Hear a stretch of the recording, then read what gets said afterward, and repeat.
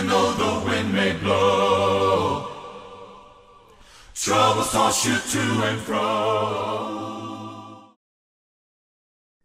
Deus é fiel. Não falo tão forte assim. No mundo em que vivemos, na pressa, na correria, na sobrecarga de informações e responsabilidades que recebemos diariamente, as circunstâncias podem mudar, nós podemos mudar e ser afetados por isso, mas Deus é fiel, irmãos. Deus não muda. E por que eu quero enfatizar isso? Porque nós queremos falar essa manhã da sabedoria que Deus tem na sua palavra para vencermos grandes desafios na nossa vida. Nós temos visto a cada semana coisas que mexem realmente conosco, mas quando nós olhamos para Deus e para a sua palavra, nós podemos encontrar vitória. E a impaciência, como já foi falado em algumas oportunidades já nesse culto, é uma coisa tão atual que primeiro eu quero agradecer pela oportunidade de falar sobre o tema e também sugerir, se me permite, a liderança dessa igreja trabalhar esse tema, outras oportunidades a cada ano, porque nossa sociedade está sendo afetada pela impaciência. Cada vez mais nós estamos correndo e temos que responder de uma forma muito imediatista às pessoas e estamos vivendo de uma maneira superficial e deixando de aproveitar a vida por causa do ritmo atual que nós vivemos dessa sociedade. Então hoje nós vamos falar, pelo menos abordar 3 aspectos, 3 pontos dentro da palavra de Deus que podem nos ajudar a vencer a impaciência. Mas sugiro que esse tema retorne aqui ou em sala de aula ou nos grupos de casa e a gente possa falar mais com frequência, porque, não sei você, eu preciso ser mais paciente. E nós, quando olhamos para a palavra de Deus, vemos que Deus colocou esse mundo de uma ordem maravilhosa. E o primeiro ponto que eu queria falar aqui conosco, com a gente, é que a gente deve respeitar essa forma como Deus fez as coisas, que é um ciclo, o ciclo da vida. Se você olhar lá no seu boletim, é o primeiro ponto. Antes da gente prosseguir, eu queria até fazer uma correção, que foi um erro meu, já fruto de fazer as coisas às pressas, em cima da hora. Eu não fiz uma boa revisão. E na introdução aí tem uma referência a 2 Pedro, capítulo 2, versículo 9. Uma referência onde mostra que nosso Deus é paciente, mas na verdade é capítulo 3. Então, se você for conferir na sua Bíblia, é 2 Pedro, capítulo 3, versículo 9. Eu fiz na correria e não fiz essa conferência, mas aí você corrija. Então, voltando aqui, o que é esse ciclo da vida? Lá em Gênesis, o livro que narra a criação, nós vemos no capítulo 2, nos 2 primeiros versos, quando diz assim: no 7º dia, Deus já havia concluído a obra que realizara, e nesse dia descansou. Ou seja, lá no início, o mundo que nós conhecemos hoje não tinha muito a ver com o início. Ele estava completamente na escuridão, havia águas, havia terra, mas era uma confusão. A água embaixo do firmamento, que nós conhecemos hoje como o céu, a água acima do firmamento, não era uma coisa como nós conhecemos hoje. E Deus, Ele planejou fazer o mundo como hoje nós o conhecemos, de uma forma cronológica e organizada, preparando para a nossa chegada. Porque Ele queria compartilhar a sua divindade com o ser humano, mas Ele precisava criar um mundo organizado. E a cada dia nós conhecemos, cada obra que Deus fazia, Ele olhava e achava aquilo muito bom. No 2º dia, da mesma forma. até tudo estar completo e realizado, Deus descansou. Mas por que Deus descansou? Deus não é como o homem. Ele não se cansa. Ele não tem fadiga. E por que Deus descansou? Para que o homem entendesse que a vida tem ciclos. E a cada ciclo há uma pausa e tudo recomeça novamente. Não é assim com o dia, com a noite. Nós nascemos e um dia morremos. E na vida, se a gente for olhar, tudo é assim. É feito de ciclos. Mesmo que o homem tenha organizado, tenha colocado o calendário e tenha organizado isso em números, está na natureza. Quando a gente olha as estações, a Terra girando em torno de si, a Terra girando em torno do Sol, tudo é feito de ciclos. E a vida está em completo movimento, mas a determinados momentos tudo para e recomeça. Mas nós, atualmente, somos obrigados a entrar num fluxo que parece que não tem mais volta, que a gente não pode parar. Não é assim quando nós saímos de casa para trabalhar e chegamos em casa, sempre tem alguma coisa para fazer. Se alguém vai para a faculdade ou tem alguma coisa para fazer em casa ou vai para uma reunião e as pessoas tentam parar a gente, perguntar como está a nossa vida e o que normalmente a gente responde. Eu estou na correria, graças a Deus, ainda a gente completa, né? Estou sempre na correria, nunca tenho tempo. Se você já leu ou assistiu o filme que fala daquela fábula da Alice no País das Maravilhas, tem aquele personagem, aquele coelho que tem um relógio bem grandão, né? E ele sempre está correndo, sempre dizendo que está atrasado, nunca tem tempo. Preciso correr, preciso correr. Será que você vê alguma semelhança aqui? A gente sempre está na correria, sempre olhando para o relógio, sempre impaciente, porque não podemos perder um minuto sequer. Time is money, né? Tempo é dinheiro. E ao entrar nesse fluxo, nós adoecemos. Nós nos tornamos pessoas impacientes, pessoas estressadas, inclusive o estresse é o irmão gêmeo da impaciência, e todos eles vieram do mesmo ventre, né? Da pressa. Nós nos tornamos pessoas mais superficiais, porque tudo tem que ser feito às pressas e rapidamente, então não há muita profundidade. Mas Deus, desde o início, colocou esse princípio para nós. Pare e descanse.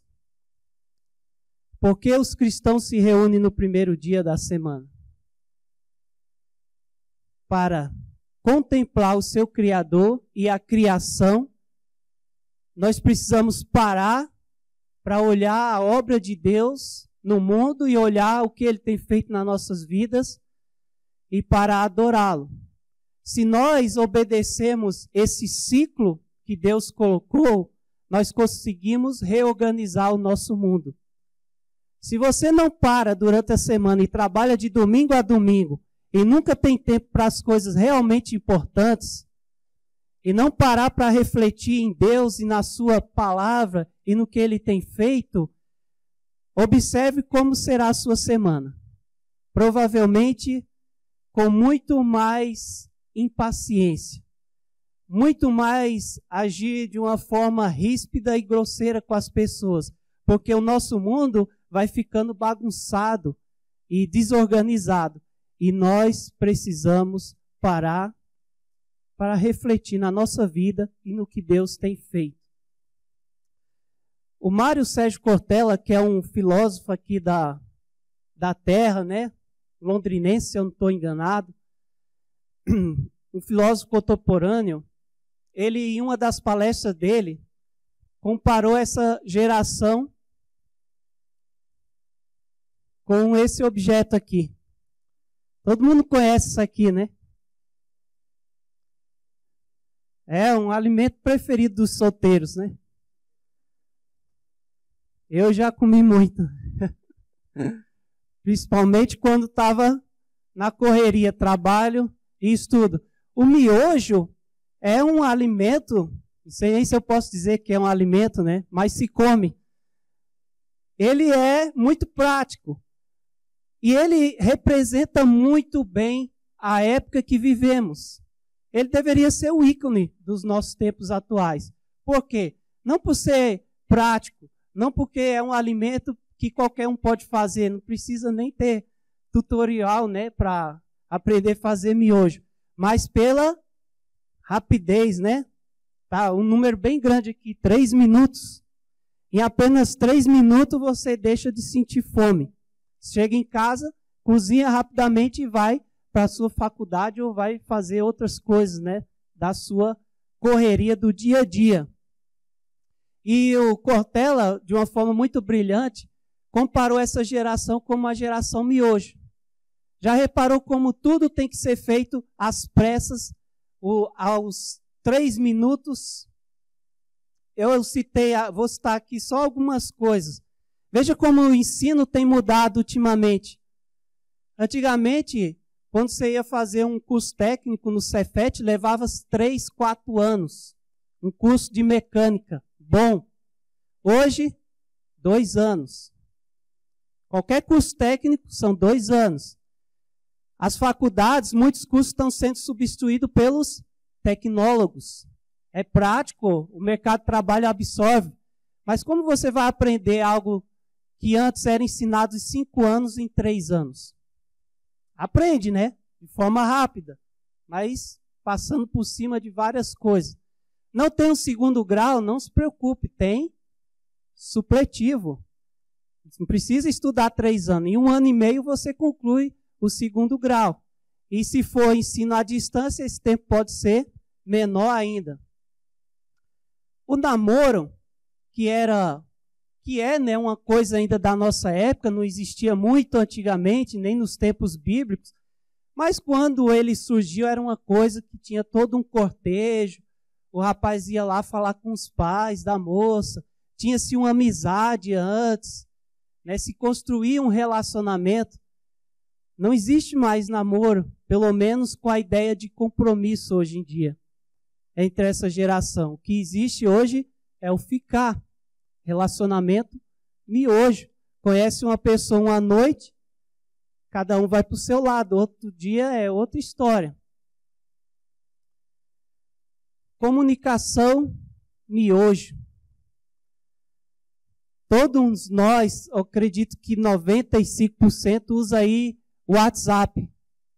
E eu lembro quando eu resisti um pouco, né, mas quando eu aderi ao WhatsApp, eu lembro que eu escrevia uma frase simples em 1 minuto, porque eu colocava todas as palavras com regras de acentuação e pontuação, tudo bonitinho, né? E as pessoas geralmente me respondiam com 10 segundos. E eu não conseguia acompanhar aquilo, né? Eu lembro de uma situação que tive que perguntar alguma coisa a um adolescente, tinha que me informar com ela sobre alguma coisa aqui na igreja, e ela me respondeu, né? E eu lá tentando escrever tudo bonitinho. Na última frase dela, eu não entendi nada.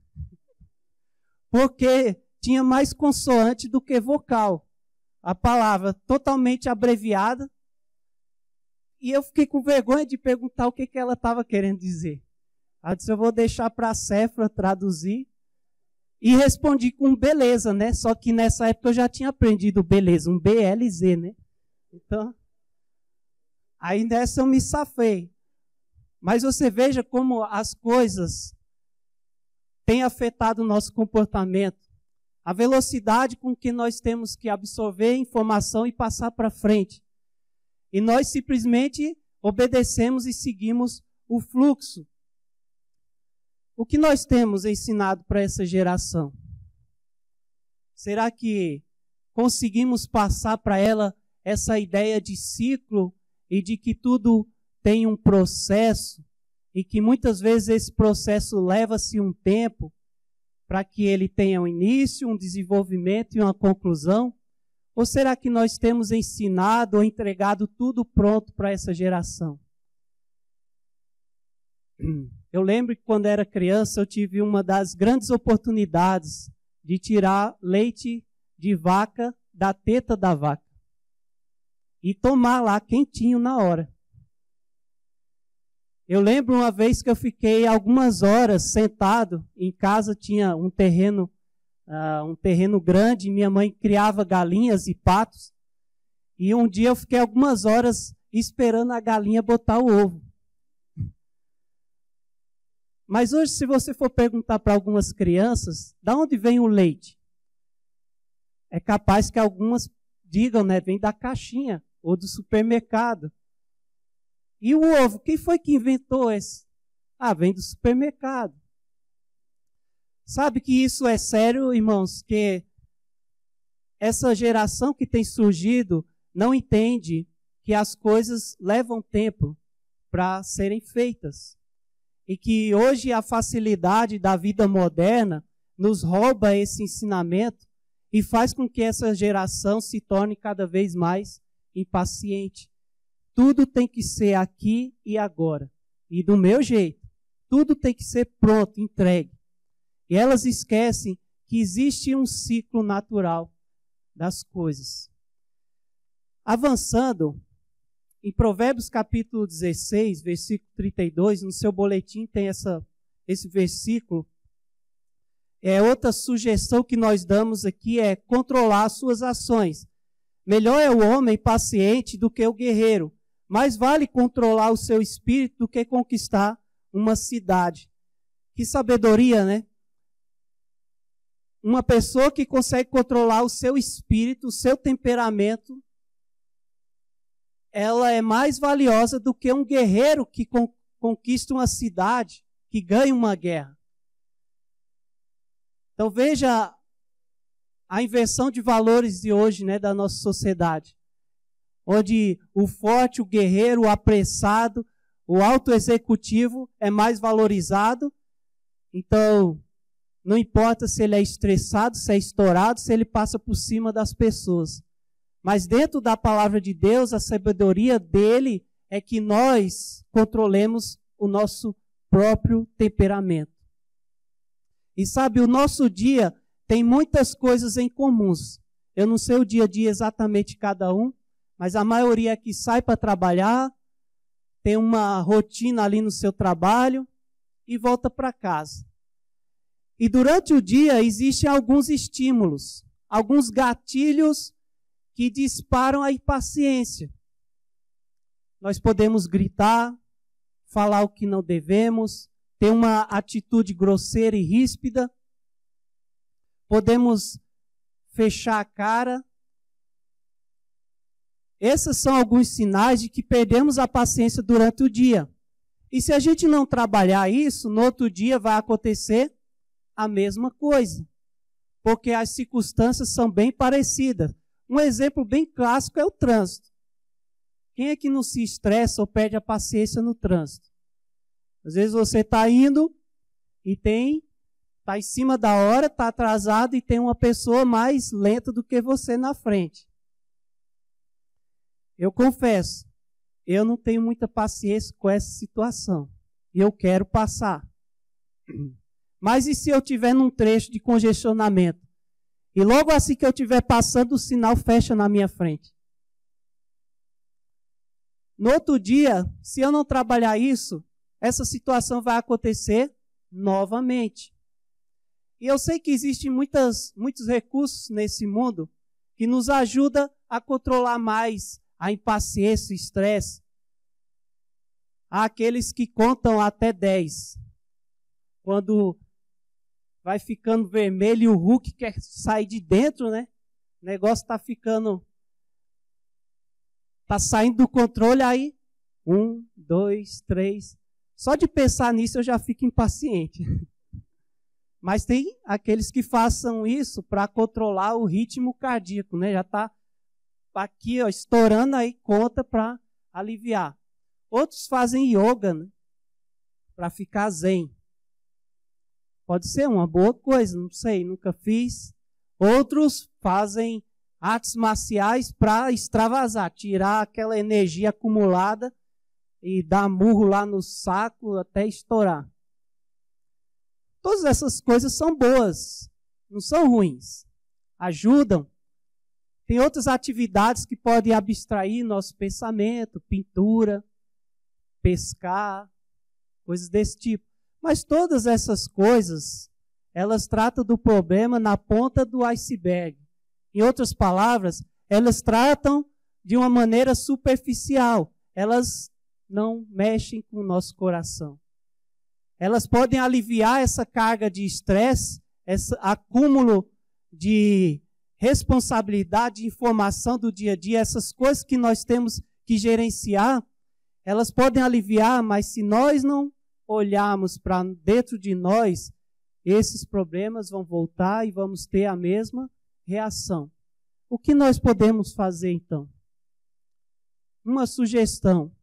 No final do dia, quando você tiver feito tudo, quando realmente você parar e você decidir, agora eu vou dormir, mas dormir mesmo, deixou o seu celular, desligou, botou no silencioso.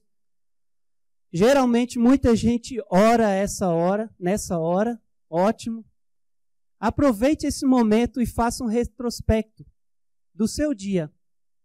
O que fez eu perder a paciência hoje?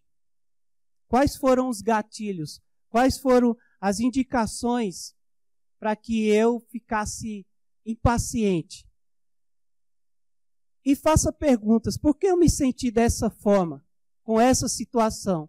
Citando lá o exemplo do trânsito, pode ser uma coisa simples de se resolver. Saindo 10 minutos antes de casa, talvez você não fique tão estressado quando alguém estiver mais lento do que você na sua frente. Ou quando o sinal parar na hora que você estiver passando. Pode ser uma solução simples. Ou pode ser que esse convite a Deus, ao Espírito Santo, de revelar coisas no nosso interior, possa revelar coisas realmente que precisam ser trabalhadas. Não quero dar um de psicólogo aqui, mas a psicologia tem o seu papel importante na vida do ser humano. Mas existem coisas do nosso passado, às vezes até da nossa infância, que ficam lá reprimidas. Elas ficam lá guardadas no subconsciente. E aí, quando nosso mundo está bem bagunçado, está um caos, e estamos no fluxo, na correria, essas coisas saem para fora. O Hulk se liberta e quer bater e quer gritar com todo mundo. Sabia que tem muita gente, quando pega um carro e está atrás de um volante, se transforma em outra pessoa? Incrivelmente. Eu acho curioso, algumas vezes, quando eu passo alguns carros, faço uma ultrapassagem de maneira correta, no limite da velocidade, e assim que eu passo, essa pessoa me passa ao mesmo tempo. Não entendo isso. Parece que a pessoa não gosta de ficar para trás, ou de ser ultrapassado. Você já reparou nisso? Várias vezes eu já ultrapassei algum carro e na mesma hora esse carro que estava atrás de mim me ultrapassou. Essas coisas, irmãos, podem revelar coisas ocultas dentro de nós. Podem revelar coisas que nós precisamos pedir ao Espírito Santo que trabalhe e modifique o nosso coração. Se nós criarmos esse hábito, esse exercício, quando esses estímulos, esses gatilhos voltarem no dia seguinte, nós vamos lembrar que nós oramos a Deus e que esse sentimento ruim foi revelado e vamos ter uma atitude positiva e não impaciente. Vamos deixar Deus controlar o nosso temperamento, a nossa vida. Não é fácil, né? Muita gente, ao fazer esse exercício, pode olhar. Eu sei que eu gritei com fulano, mas eu sou assim mesmo. Ame-me ou me odeie. É o meu temperamento. Essa postura não ajuda em nada. Só reforça o nosso lado negativo. Ou a gente pode fazer esse exercício e se sentir o pior ser humano da face da terra. Eu sou assim mesmo. não posso viver em sociedade. Essa atitude também não ajuda em nada. Precisamos confiar num Deus que nos ama e que derrama sua misericórdia diariamente em nossas vidas e quer que a nossa vida seja plena e funcione. E quer controlar esse grande mal na nossa vida e nos transformar. Olha, a impaciência não é só para aqueles que têm o temperamento aparentemente explosivo.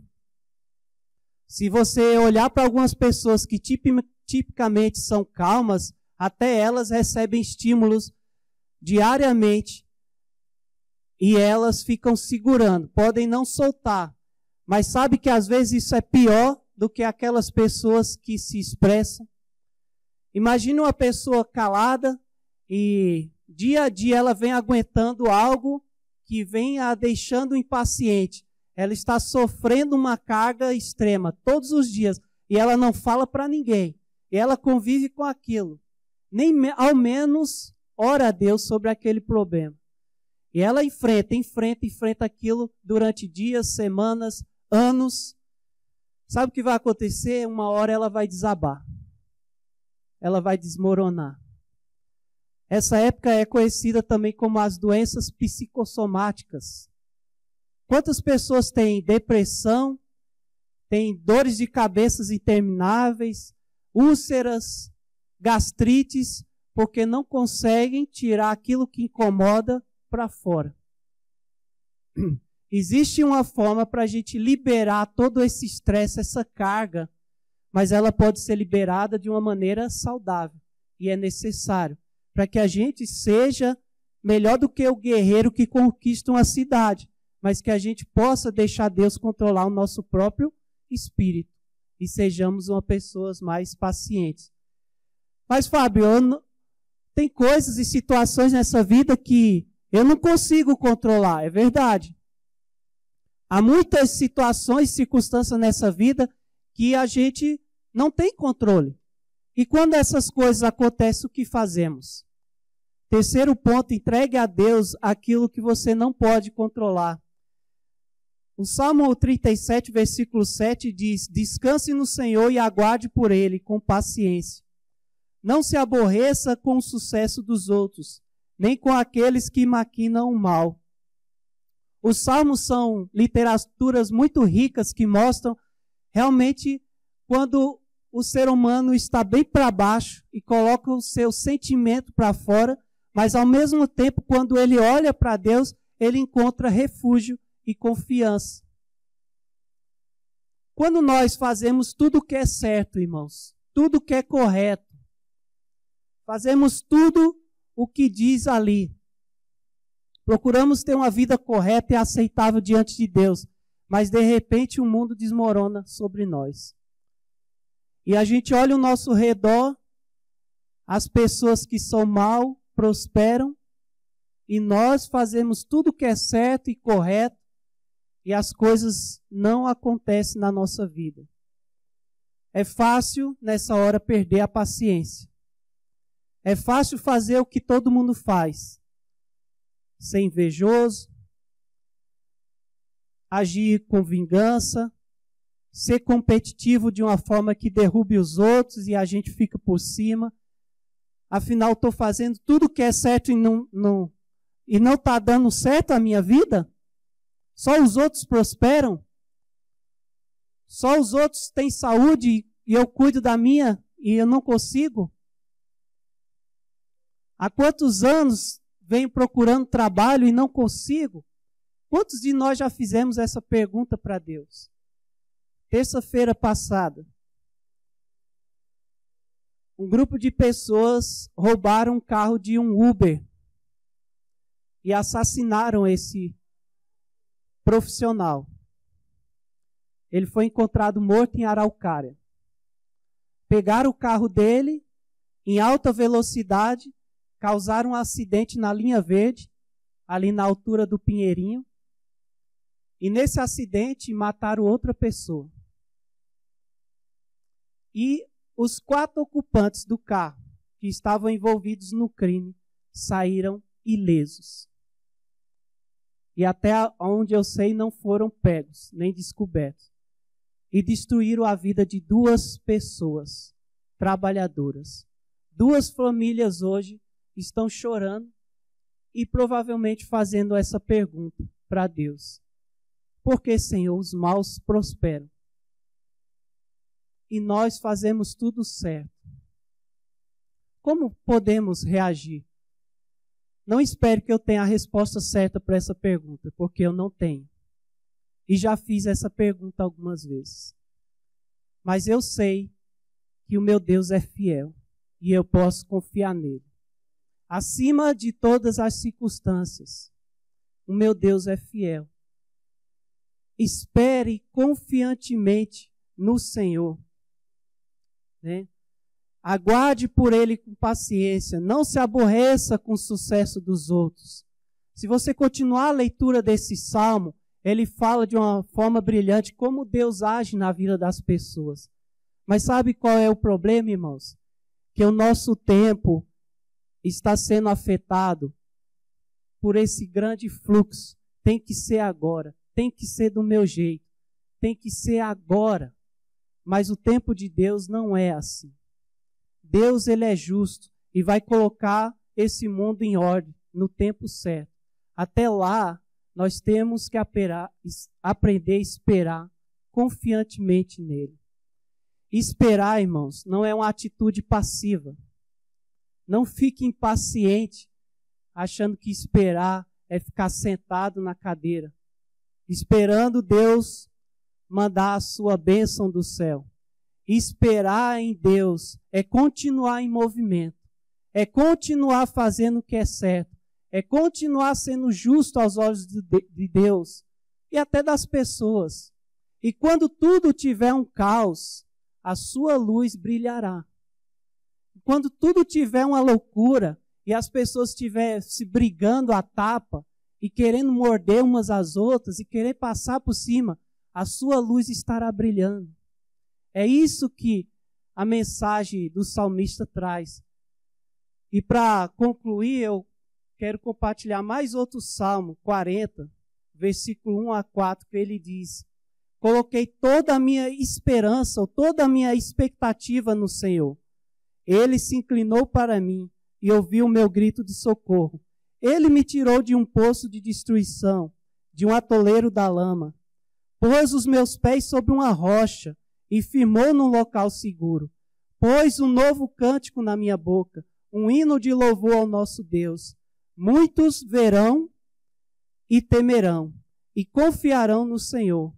Como é feliz o homem que põe o Senhor a sua confiança e não vai atrás dos orgulhosos, dos que se afastam para seguir deuses falsos.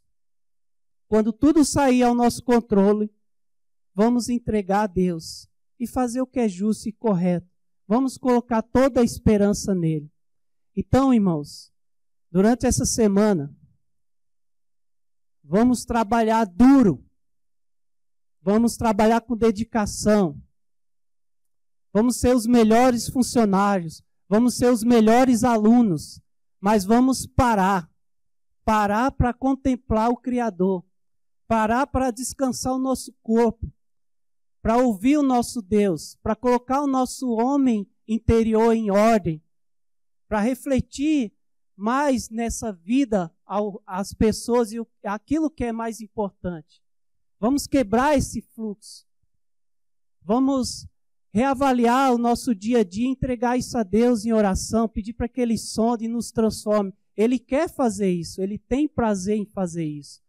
E quando tudo estiver fora do controle, entregue a Deus e continue sendo justo e correto, porque a sua justiça brilhará no meio dessa sociedade que está apressada, que está com sentido de urgência, mas que precisa parar.